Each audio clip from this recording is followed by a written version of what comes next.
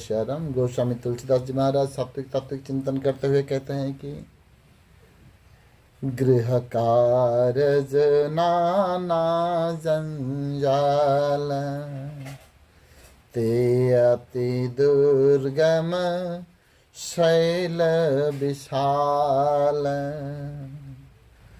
बन बहु विषम मोह मद माना, नदी कुतर्क भयंकर नाना। कठिन कुसंग कुपंथ कराड़ से वो जब बचकर निकल जाए, आगे बढ़ जाए, तो उनका वचन तो बाघ हरि ब्याला जैसे बताए हैं। फिर कहते हैं कि गृह कार्य नाना जंजाल, उससे निकल पड़े तो फिर आगे कौन उसको सताएगा? गृह कार्य, घर में जो कार्यक्रम होता है ना, विवाह शादी और माता पिता भाई बंधु कुटुंब का जो स्नेह प्रेम, उनका वचन को न काटना पड़ना, उनके वचन के हिसाब से जाने से वो आगे जाकर संसार चक्र में गिर जाना, उनका वचन रखने के लिए खुद को भगवान के रास्ते से हटा देना, इसी गृह कार्य नाना जंजाल।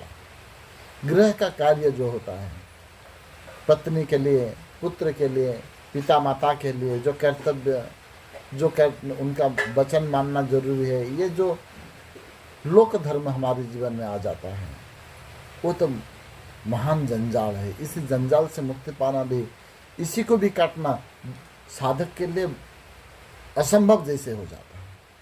जब उसी को भी काट कर आगे जाता है, तब भगवान के रास्ता पर वो आ जाता है।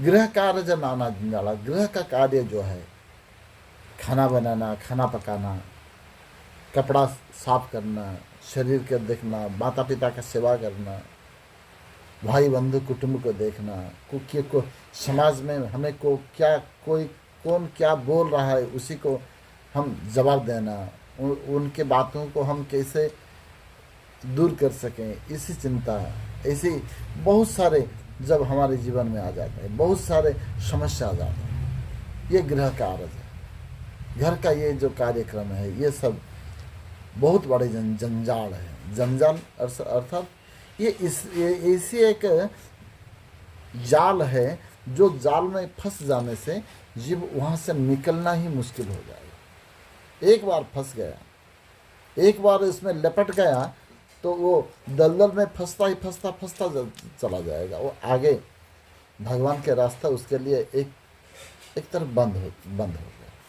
ऐसे हो जाएगा। इसलिए वहाँ से निकलने के लिए तो कहते हैं कि सर्वधर्मान् परित्यज्य माम एकम शरणं।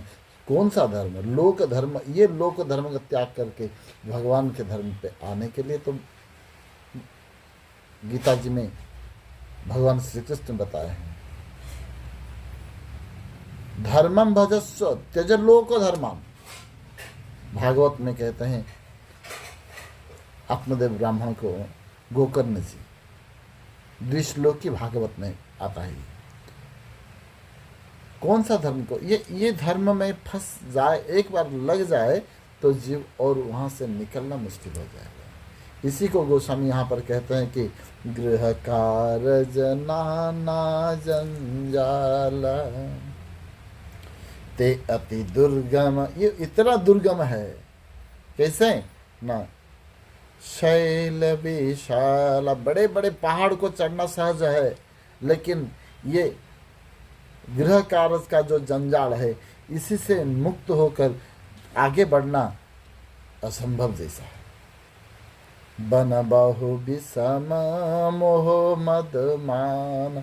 जो गृह में जो मोह है, जो मद है, हमें लोग क्या कहेंगे, हम भगवान के रास्ते पर जाएंगे, एक वस्त्र पहनेंगे, कंठी धारण करेंगे, तिलक लगाएंगे तो लोग हमें क्या कहेंगे, ये मद, ये अहंकार के ऊपर जो ठस पहुंचता है,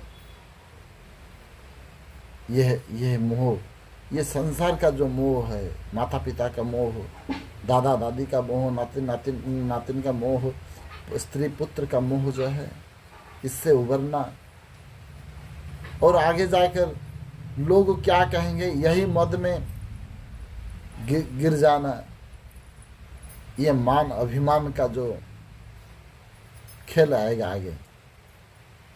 आप भगवान के रास्ते पे जाओगे तो हम कैसे लोगों को मुंह दिखाएंगे, मान अभिमान, लोग हमें क्या कहेंगे, हमें तो लज्जा लग जाएगा ऐसे। ये मान अभिमान, ये कैसे है? नदी कुतर्क भयंकर नान। कुतर्क, ये जो कुतर्क आएगा भगवान के रास्ते पर जाने से, बहुत सारे कुतर्क आएगा। कुतर्क किसको कहते हैं? जिस तर्क से साधक को साधना से हटा दे, जिस तर्क करके साधक को साधना रास्ता से च्युत करके दूसरे रास्ते पर ले जाए, उसी को कुतर्क कहते हैं। ऐसे कुतर्क आएगा। वो ऐसे कुतर्क कैसे? गोस्वामी इसको क्या कहते हैं?